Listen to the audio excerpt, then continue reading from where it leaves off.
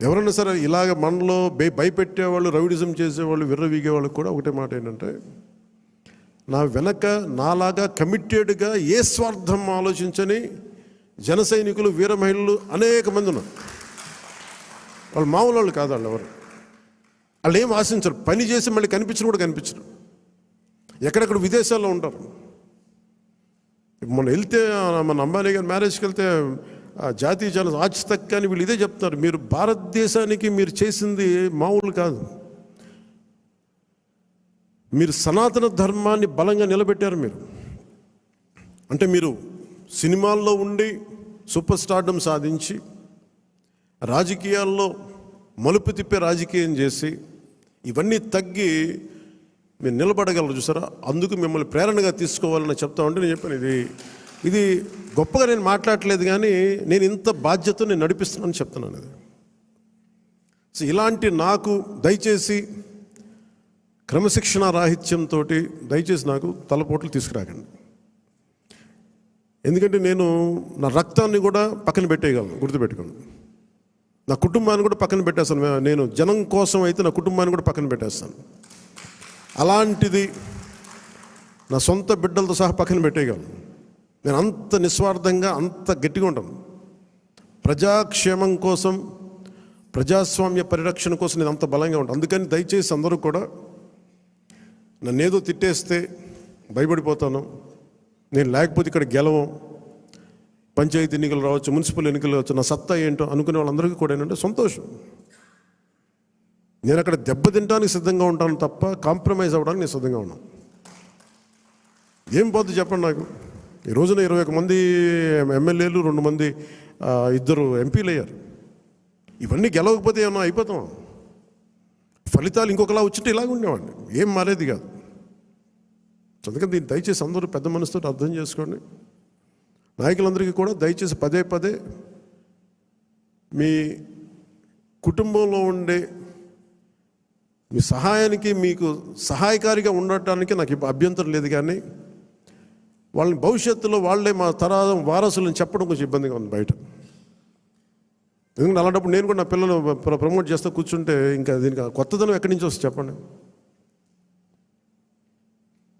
ఇబ్బందిగా ఉంటుంది. అది సహజంగా మీ బిడ్డల్లో మీరు ఎదగాలని కోరుకుంటున్నాం. రాజకీయాలు వస్తే నాకేం ఇబ్బంది లేదు. I'm not against legacy, but let it happen in organic way, సహజ క్రమంలో జరగనివ్వండి. అందుకని ఇలాంటి ప్రతి చోట ఇవి కొన్ని వినిపిస్తూ ఉన్నాయి. ఇది అందరి ముందు చెప్తే ఇది అందరూ మనం ఒకసారి ఒక లోపలికి ఆత్మపరిశీలన చేసుకోండి. అందరూ సహజ క్రమంలో వస్తే నాకు ఇబ్బంది లేదు, కానీ దాన్ని దయచేసి ప్రజల మీద రుద్దకండి. అదొకటి నా విన్నపం అందరికీ. అలాగే మనం మనం ఏం మాట్లాడుతున్నా it is not Janasena victory. ఇది తెలుగుదేశం, భారతీయ జనతా పార్టీ, జనసేన కూటమి విజయం. అది ఎక్కడ కూడా మనం సాధించిన విజయం మనం ఏదో ముందు పెట్టాం. దయచేసి తెలుగుదేశం పార్టీ నాయకుల్ని కానీ, కార్యకర్తలని కానీ, భారతీయ జనతా పార్టీ నాయకుల్ని కానీ, కార్యకర్తలను కానీ దయచేసి ఎక్కడ కూడా మనం తోలనాడొద్దు, తక్కువ చేయొద్దు. ఒకళ్ళు చేసిన తప్పుకి, ఒకవేళ పొరపాటు నేను తప్పులు జరిగితే భవిష్యత్తులో జరిగాయని చెప్పట్లేదు, కానీ భవిష్యత్తులో అలాంటి జరిగితే దానిని వ్యక్తికి కేంద్రీకరించండి. అంతే. గబుక్కుని ఎవరో ఒక మాట అనేస్తారు. గబుక్కుని మన నాయకులు కూడా గబుక్కుని ఒకసారి ఒక మాట అంటితే అది జనసేన అన్నట్టుగా, సదరు వ్యక్తి అన్నట్టుగా. అలాంటి విధి విధానాలు ఏమంటే మనందరం కూర్చొని ఇబ్బందిగా ఉంటే కూర్చొని ఒక నిర్ణయం తీసుకుంటాం తప్ప వ్యక్తిగతంగా మీరు ఎవరిని కూడా దయచేసి కించపరిచేలాగా ఇవన్నీ చేయకండి. ఎందుకంటే చాలా పని ఉంది మనకి. 200 కోట్లు తేలైపోతున్నాం ఈ రోజున.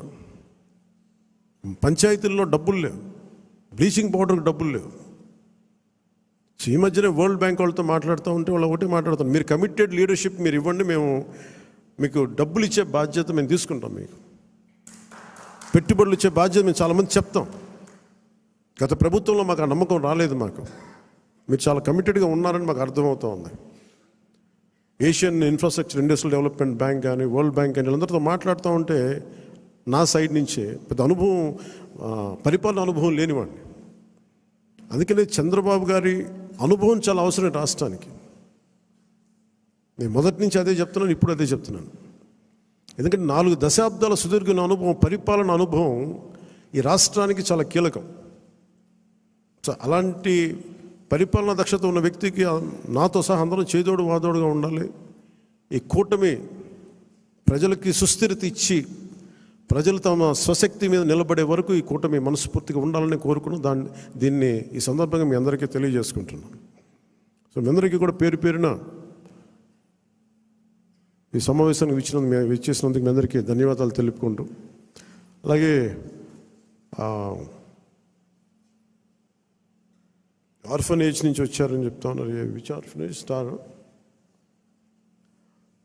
అలాగే పార్టీ తరపు నుంచి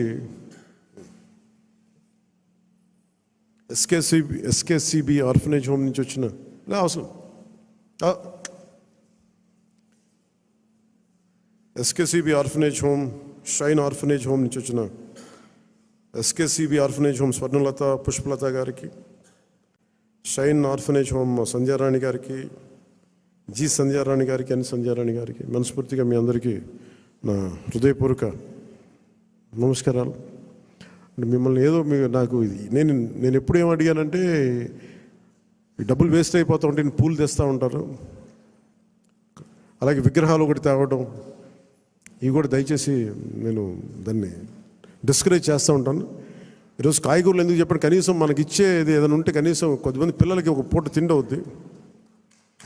మీరు కూడా ఏదైనా ఇవ్వాలనుకుంటే నాకు కూడా ఇవ్వక్కర్లేదు, దయచేసి డైరెక్ట్గా ఆర్ఫనేజెస్కి ఇవ్వండి. నాకు ఒక మాట చెప్పండి చాలు. మీకు పూలు గుర్తిద్దాం అనుకుంది వాళ్ళకి ఈ విధంగా ఒక 2,000 5,000 వాళ్ళకి మన అనాథాశ్రమాలకు ఇచ్చాం. లేదంటే డొక్కా సీతమ్మ క్యాంటీన్లకు, అన్న క్యాంటీన్స్కి మేము అక్కడ డొనేషన్గా ఇచ్చాం. 10 మంది భోజనం చేస్తారు. సో అలాగే నా తరపు నుంచి, పార్టీ తరపు నుంచి కూడా 2 ఆర్ఫనేజెస్కి ₹1,00,000 చొప్పున నేను ప్రకటిస్తున్నాను. మీ అందరూ నాకు ఉట్టి చేతులతో మిమ్మల్ని కూరగాయలు ఇచ్చి పంపించడం నాకు కొంచెం ఇబ్బందిగా ఉంది. అందుకని మనస్ఫూర్తిగా మీ ఆర్ఫనేజెస్కి చెక్ రాసి రెడీ చేయమని 1 lakh ఇచ్చి. సో మీ అందరికీ ధన్యవాదాలు తెలుపుకుంటూ, ఇది మీకు నాయకులందరికీ కూడా చెప్తాను, సరైన పదవులు. ఇప్పుడు నేను హరిప్రసాద్ గారిని ఎలా గుర్తించామో, కష్టం చేసిన వ్యక్తిని నేను ఎప్పుడు మర్చిపోను, గుర్తించను. నేను గుర్తించకుండా గుర్తిస్తాను. కాదు, మనకున్న పరిమితమైన అధికారం స్థానాల వల్ల కొంత మనం టీడీపీ తోటి, భారతీయ జనతా పార్టీ తోటి ప్రధానంగా మనం పంచుకోవాలి. కాబట్టి కొన్ని బ్యాలెన్స్ చేసుకోవాలి, అడ్జస్ట్ చేసుకోవాల్సినవి ఉంటాయి. అందరూ నన్ను చైర్మన్ పదవులు తప్ప ఎవరు తక్కువ అడగట్లేదు. దయచేసి అందరూ చైర్మన్లు కూడా లేవు అక్కడ.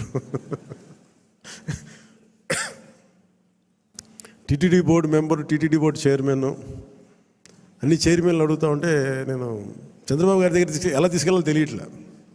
మరి మా పార్టీ సంగతి ఏంటి, ఆయన ఏంటంటే నేను ఏం చెప్పందని కొంచెం పెద్ద మనసుతోటి నేను అందరికీ ఆ ఫెసిలిటేట్ చేయడానికి ప్రయత్నం చేస్తాను. మనందరికీ ఎవరైతే చేశారో. కాదు, ఇది పదవుల దగ్గర ఆగిపోవద్దు. మీకు నా గుండెల్లో స్థానం ఉంది, మనం మర్చిపోను.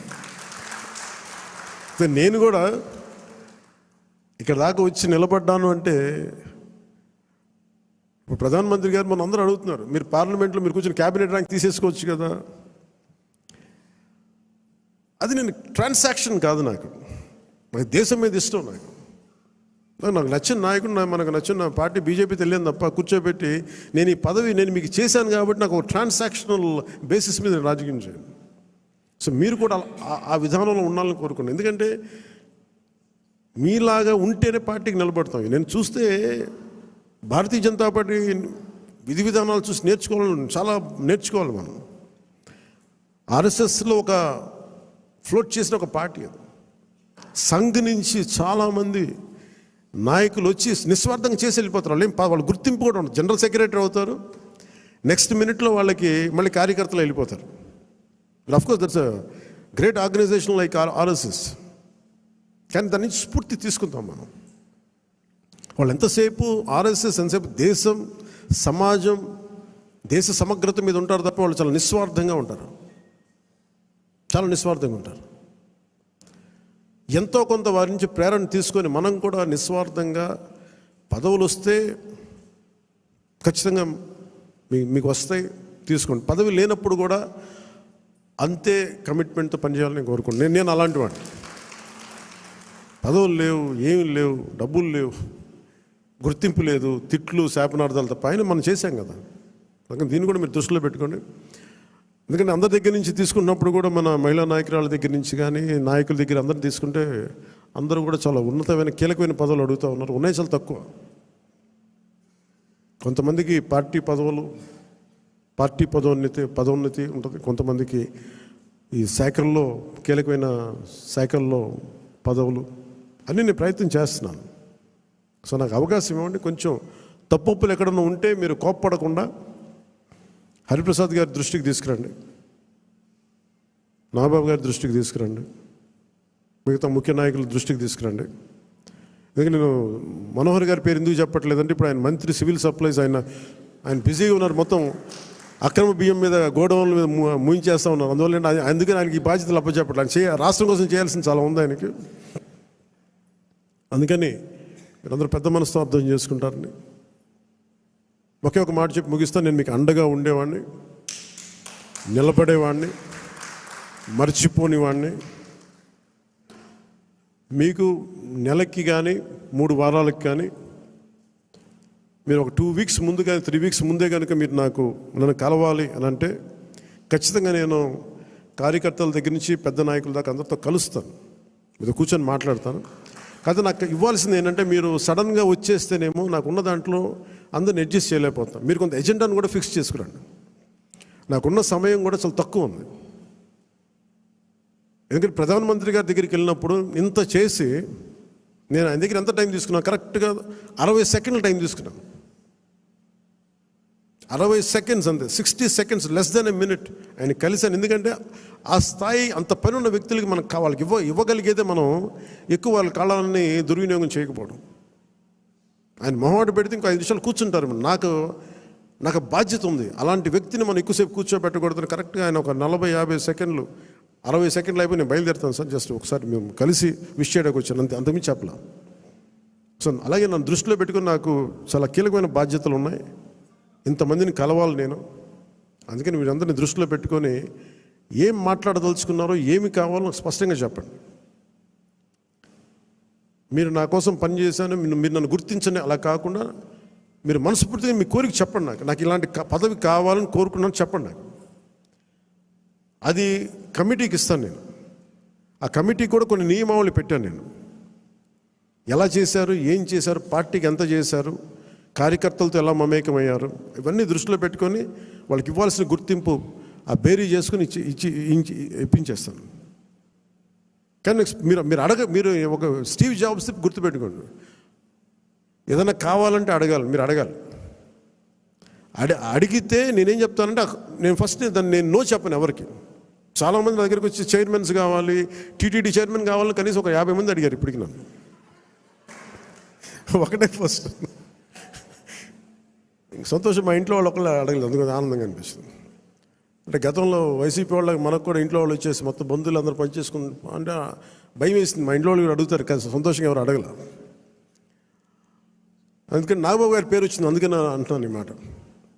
రేపు మా నాగబాబు గారికి అలాంటి కోరికలు లేవు. ఆయన నిరాకారాన్ని ప్రార్థించే వ్యక్తి.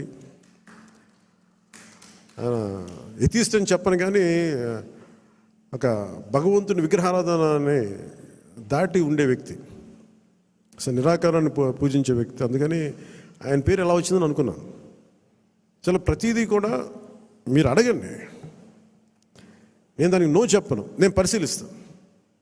ఒకవేళ ఇవ్వలేని పక్షంలో ఎందుకు ఇవ్వలేదో, ఏమి చేయగలమో నేను మనస్ఫూర్తిగా మీకు మనసిప్పి మన నాయకుల ద్వారా చెప్పిస్తాను. లేదంటే కొన్ని పరిస్థితులు నేనే చెప్తాను. అందుకని దీని పెద్ద మనసుతో మీరు అందరూ అర్థం చేసుకొని మీరు అడగడం అయితే అస్సలు మీరు ఇబ్బంది పడదు. మీరు అడగండి మనస్ఫూర్తిగా. ఎందుకంటే నాకు ఏదైనా కావాలని నేను అడుగుతాను. కాదు నేను ఎప్పుడు నా స్వార్థాన్ని నేను ఏమడగను, నాకు పదవి అడగను. కానీ నేనేమంటానంటే నాకు ప్రధానమంత్రి గారిని అడుగుతాను. ఇప్పటిదాకా ఏం అడగలేదు ప్రధానమంత్రి గారిని, ఖచ్చితంగా అడుగుతాను.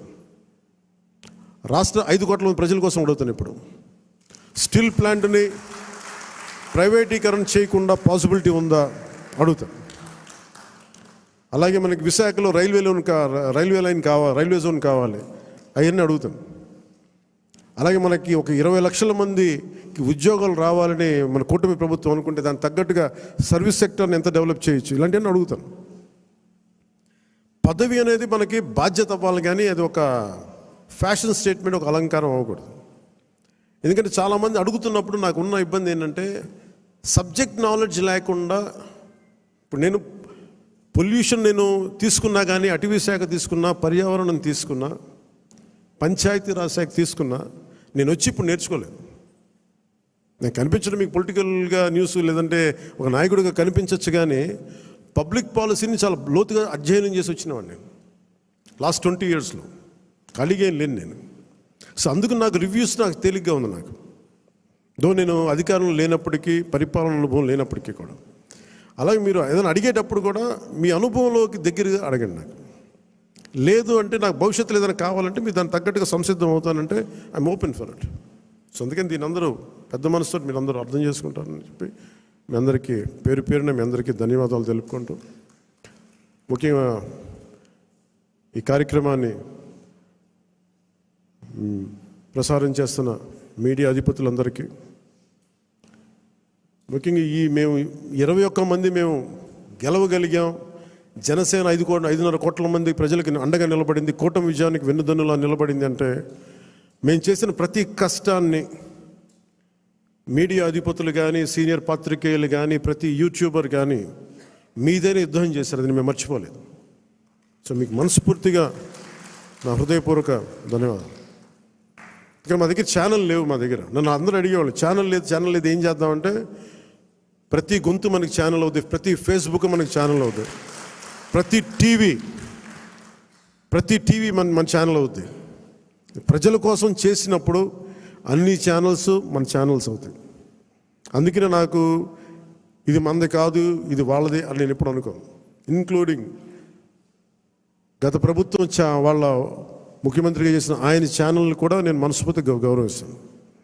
వాళ్ళు మనల్ని గుర్తించకపోవచ్చేమో, కానీ వాళ్ళకి ఆ గౌరవం సంపూర్ణంగా ఇస్తాం. సో మనస్ఫూర్తిగా మీ అందరికీ తెలియజేసుకుంటూ, కృతజ్ఞతలు తెలియజేసుకుంటూ, ముఖ్యంగా లా అండ్ ఆర్డర్కి సంబంధించి ఈ మధ్యన చాలా కీలకం అయిపోయింది. నేషనల్ మీడియా అడిగింది, మన కర్నూలులో జరిగిన సంఘటన, ఉమ్మడి కర్నూలు జిల్లాలో జరిగిన సంఘటన, ఒక చిన్నపాటి బిడ్డ మీద ఏం జరిగిందో అందరూ మైనర్ బాలు ఏం చేశారు మీకు అర్థమైంది. నన్ను స్పందించమన్నారు. ఏం మాట్లాడాలంటే, ఒక 18 ఏళ్ళు దాటిన యువతనైతే ఎలాంటి పనిష్మెంట్ అని ఇచ్చేయచ్చు. ప్రతిసారి ఇలాంటి దుర్ఘటనలు జరిగినప్పుడల్లా ఒక మనిషిని ఎన్కౌంటర్ చేస్తే సమస్య తీరిపోద్దా అనేది ఎప్పుడు నాకు సందేహం. మరి ఏం చెయ్యాలి అనేది కూడా అందరూ కూర్చొని చేయాలి. అందుకని మన వ్యవహార శైలి, ముఖ్యంగా రాజకీయ నాయకుల్లో చాలా మార్పు రావాలి. వీరి భాషా వ్యవహారాలు ఇష్టం వచ్చినట్టు తిట్టేసి, ఇష్టం వచ్చినట్టు బూతులు తిట్టేస్తే, నాయకుల్ని రౌడీల్ని పెంచి పోషిస్తే చిన్నపిల్లలకు కూడా అది ఆలవాలం అయిపోయింది. అందుకని లా అండ్ ఆర్డర్ విషయంలో మీరు చాలా టఫ్గా ఉండండి. మన ఎమ్మెల్యేలందరికీ చెప్తా ఉన్నాను, మన ఎంపీలందరికీ చెప్తున్నాను, చాలా చాలా బలంగా ఉండండి, అన్కాంప్రమైజింగ్ ఉండండి లా అండ్ ఆర్డర్ సంబంధించి. అలాగే విద్యా వ్యవస్థలో కూడా మనం నెక్స్ట్ మీటింగ్లో ఎప్పుడు కూర్చున్నప్పుడు దీనికి సమాజం కూడా మారాలి, కొంత బాధ్యత తీసుకోవాలి. ఈ సినిమాలు చూసో లేదంటే సామాజిక మాధ్యమాలకు ప్రతి ఒక్కరం కూడా మన కుటుంబాల పట్ల మనం బాధ్యత తీసుకోవాలి. ఇదే నేను cabinet meeting, last cabinet meeting నేను వస్తూ ఉన్నప్పుడు ఒక తల్లి ఇక్కడ వచ్చి ఆగింది. నేను చాలామందిని మాట్లాడుతున్నప్పుడు ఆ తల్లి వచ్చి చెప్పింది, నా బిడ్డను తీసుకెళ్ళిపోయారు, 2-3 అమ్మాయిలు తీసుకెళ్ళిపోయాడు. అంతకుముందు ఆ కుర్రాడు 16 ఏళ్ళు వచ్చి తీసుకెళ్ళిపోయారు. ఇక్కడి నుంచి వచ్చిన వారం రోజులు పట్టుకెళ్ళిపోయారు అబ్బాయిని. 9 నెలలు అయిపోయింది. నేను ఎవరికి చెప్పుకోవాలో తెలియట్లేదు. కంప్లైంట్ ఇచ్చాం మాచవరంలో. అంటే మన కేకే గారిని పంపించి వెంటనే కన్సర్న్ పోలీసు అధికారితో మాట్లాడితే 9 నెలల్లో సాధించలేనిది 9 రోజుల్లో తీసుకురాగలిగాం. ఇది ఎందుకు చెప్తున్నానంటే, విజయం అని కాదు, ఒక చిన్నపాటి అధికారం ఇంత చేయగలదు. అలాంటిది 3000 మంది ఆడబిడ్డలు అదృశ్యం అయిపోయారు. వచ్చిన ఏ పరిస్థితుల్లో తిరిగి వచ్చారో మనకు తెలియదు, వాళ్ళు ఎంతమంది తిరిగి వచ్చారో తెలియదు. అందుకని ముఖ్యంగా ఆడబిడ్డలకు సంబంధించి మటుకు చాలా చాలా బలమైన మనకి ఈ లా అండ్ ఆర్డర్ సిచ్యువేషన్ చాలా బలంగా ఉండాలి. అందుకని మనందరం కూడా పర్సనల్గా అపార్ట్ ఫ్రమ్ పార్టీ మనందరం కూడా దీనికి భవిష్యత్తులో ఇలాంటివి జరగకుండా, నంద్యాల ఇన్సిడెంట్ లాంటివి జరగకుండా ఉండాలంటే ఏం చేయాలి? మాధ్యమాల్లో, ప్రసార మాధ్యమాలు కూడా నా కోరిక ఏంటంటే ఎంతసేపు తిట్ల పురాణాలు కాకుండా మీరు ఇవ్వాల్సింది ఇలాంటి చర్చలు, ఇలాంటి దుర్ఘటనలు జరగకుండా ఉండాలంటే ఏం చేయాలి, దాని మీద కొంచెం హెల్తీ డిబేట్స్ పెట్టండి. మనోహర్ గారు సివిల్ సప్లైస్ ఎంత బలంగా పనిచేసిన మనోహర్ గారు మీకు మనస్ఫూర్తిగా మా అభినందనలు తెలియజేస్తాను. పొద్దున్న హైదరాబాద్లో కూడా మాట్లాడుతున్నారు, అధికార యంత్రాంగం అందరూ మీరు చాలా బాధ్యతగా ఉన్నారు, భయపడుతున్నారు ఏంటని అడిగితే ఇట్లా సివిల్ సప్లైస్ ఇంత బలంగా ఉంది, పనిచేస్తాను. మనోహర్ గారికి అభినందనలు తెలియజేస్తాను. మీరు రావటం వల్ల రేట్లు తగ్గినాయి, మొత్తం నిత్యావసర వస్తువులు తగ్గించారు, అది మీకు హ్యాట్స్ ఆఫ్ మీకు. అలాగే కల్తీ చేస్తున్న ఎవరికైనా సరే మనకి పౌర సరఫరాలకు సంబంధించిన పబ్లిక్ డిస్ట్రిబ్యూషన్ సంబంధించిన రైస్ని అక్రమ ఎగుమతుల్ని ఖచ్చితంగా బలంగా ఎదుర్కొంటాం. అది రేపు క్యాబినెట్ మీటింగ్లో కూడా మాట్లాడుతాం దాని గురించి. పెట్టుబడులు వచ్చేలాగా, భవిష్యత్తు ఆనందదాయకంగా ఉండేలాగా, అందరికీ ఉపాధి అవకాశాలు కల్పించేలాగా భవిష్యత్తులో మనందరి కార్యక్రమాలు ఉంటాయి. మీ అందరికీ నేను అండగా ఉంటానని తెలియజేసుకుంటూ, జస్ట్ మీకు 2 వీక్స్ ముందు మీరు నాకు దయచేసి మీరు అందరూ నా అపాయింట్మెంట్ కావాలి, మీతో నాతో మాట్లాడాలంటే నేను మీకు అందుబాటులో ఉంటాను. నాతో పాటు కాకుండా మన నాయకులు కూడా ఇక్కడే వారానికి ఒక్కొక్క ఎమ్మెల్యేని ఇక్కడే ఉండమని చెప్పాను. దాదాపు నెలలో 30 రోజులుంటే మనకున్న 23 మంది ఎమ్మెల్యేలు కానీ 2 ఎంపీలు కానీ 23 మంది నాతో సహా రోజుకి ఒకళ్ళని చొప్పున ఇక్కడ ప్రత్యేకించి మీకు అందుబాటులో ఉంటాం. మీ నియోజకవర్గపు కష్టాలు కావచ్చు, ప్రజల సమస్యలు కావచ్చు, ఏదైనా సరే మీకు చెప్పుకోవడానికి మీకు అండగా మీకు ఇక్కడే ఉంటారు, కనీసం ఒకళ్ళు ఉంటారు. సో ఈ సందర్భంగా మీ అందరికీ ప్రతి నియోజకవర్గానికి, ప్రతి ఎమ్మెల్యే గారికి కానీ, ప్రతి ఎంపీకి, ప్రతి ఒక్కరు కూడా కేంద్ర కార్యాలయంలో ఒక రోజు మీరు గడపాలి, ప్రజలకు అందుబాటులో ఉండాలని నేను ఈ సందర్భంగా కోరుకుంటాను. సో మీ అందరికీ ధన్యవాదాలు తెలియజేసుకుంటూ సెలవు తీసుకున్నాను. జై జనసేన, జై హింద్.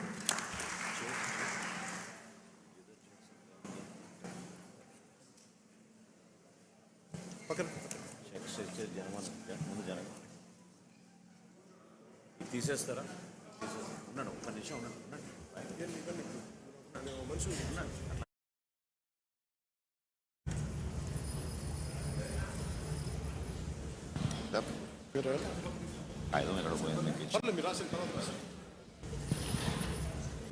ఈ 2 అనాథ ఆశ్రమాలకి ప్రెసిడెంట్ గారి చేతుల మీదుగా ₹1,00,000 చొప్పున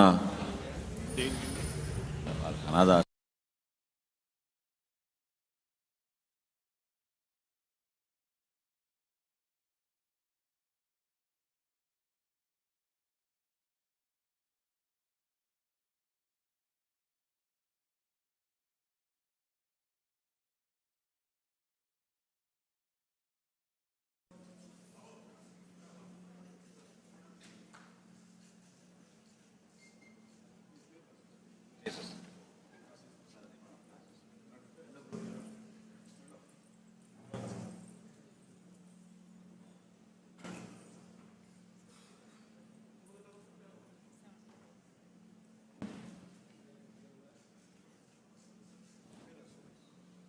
థ్యాంక్ యూ. దయచేసి అందరు నిలబడండి జాతీయ గీతం కోసం చివరిలో.